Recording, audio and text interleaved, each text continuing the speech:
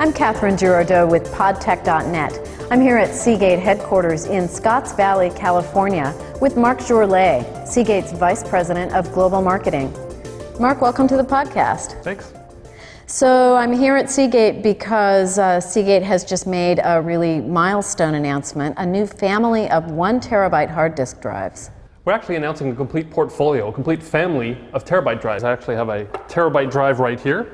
We're announcing a desktop Barracuda 7200 1 terabyte drive, a Barracuda ES, which is an enterprise class 1 terabyte drive, as well as video surveillance drives, DVR drives that are all optimized for a specific application that a customer might want to produce. So we don't actually have a single drive, we have a complete family, complete portfolio of 1 terabyte drives that we're announcing. So tell me first about the desktop model, the 7200.11. What are its main features? Why should I buy this drive? The Barracuda 7200.11 has several characteristics that people want to look at. First of all, terabyte. If you need a large amount of storage, that's why you're going to be interested in the Barracuda 7200.11. Secondly, you can rest assured that this is the most reliable, highest quality hard drive, terabyte hard drive on the industry today, because it's our second generation perpendicular magnetic recording product. And that's a mouthful in and of itself. But basically this is the second generation of the latest and greatest technology in the hard drive industry, which is allowing us to pack more bits per square inch on a hard disk surface. And we've actually shipped over 42 million hard drives with this technology since last year. And so we feel pretty comfortable with our ability to produce large quantities of highly reliable, high quality, perpendicular recording hard drives. So what about the other drive, the enterprise storage version, the ES2? What are its main features and what sets it apart from the desktop version, the 7200.11? The Barracuda ES 1 terabyte shares obviously the terabyte capacity with its brother Barracuda desktop 7200 1 terabyte drive. The other characteristics truly target the enterprise feature sets. The first one is a choice between two interfaces, basically the way you connect a hard drive to a server, to a storage backplane. Not only do we offer a serial ATA or SATA interface, but for the first time we're bringing a serial attached SCSI interface, SAS, which is really the high-end, high-performing interface that a lot of companies have moved to, and this allows them to have consistency in the backplane or the connectors and the environment that they're going to have between their high-end enterprise drives and their mid-range Barracuda ES class of drives. So consistency there, here again, is a godsend for IT directors and data center managers. The third feature is actually one of the key headaches that IT directors and data center managers have today, which is power consumption. We've actually engineered into our hard drive a technology that we call power trim, which allows us to reduce the energy budget of a hard drive by 20%. We actually can cut the number of watts per gigabyte, which is an interesting way to look at power consumption, in half, which means that you consume half the number of watts for the same amount of storage.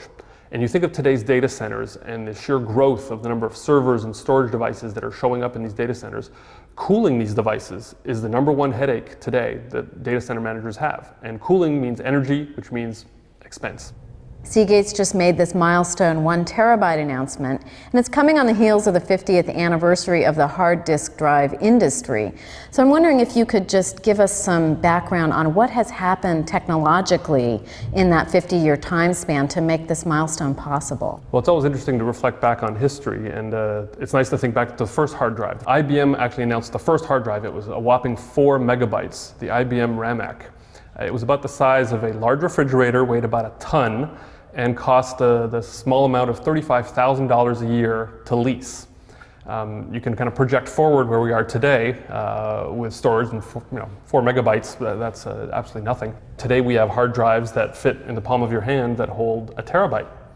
And that is an awful lot of information, and these don't cost $35,000 a year to lease, and they aren't the size of a refrigerator.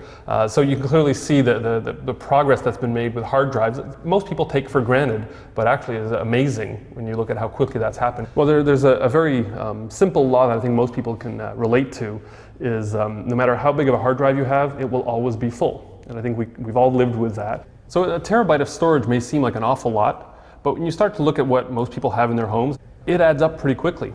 I have several terabytes actually in my house without even realizing it. More on the enterprise side, what powers iTunes, YouTube, MySpace? What are companies doing today other than creating more and more digital content? PowerPoint slides, giant databases, transactional databases. And they have to store these, they have to back them up, they have to be compliant with all the regulations, they have to have some form of disaster recovery. So here again, it's not just the visible side of the iceberg, the tip of the iceberg on the consumer side that's growing, but also the enterprise that has similar digital needs that are growing, and terabyte drive is just a natural evolution of what people need. The market obviously is not stopping in its appetite for high-capacity storage. What does Seagate have in the works? Obviously, Seagate's not going to rest on its laurels. Today we are announcing a terabyte drive. We see a path to 1.5 terabytes, 2 terabytes, 3 terabytes in the not too distant future over the course of the next few years. We already have in our labs technology demonstrations that pack over 430 gigabits per square inch. Clearly there's lots of headroom in the perpendicular magnetic recording technology that we have. Clearly this is still in the labs today, but it's going to come out into the mass production market. And that's really what we are looking for, is when is the technology reliable enough, high quality enough. Rest assured our engineers are working hard and diligently to make sure that 1.5 terabytes, 2 terabytes, and 3 terabytes are right around the corner. And some people might think, well, what am I going to do with 2 or 3 terabytes? Well, 5 years ago we didn't know what we would do with a terabyte, yet today we take it for granted with all the music, the photography, the videos, the DVDs and games that we've downloaded.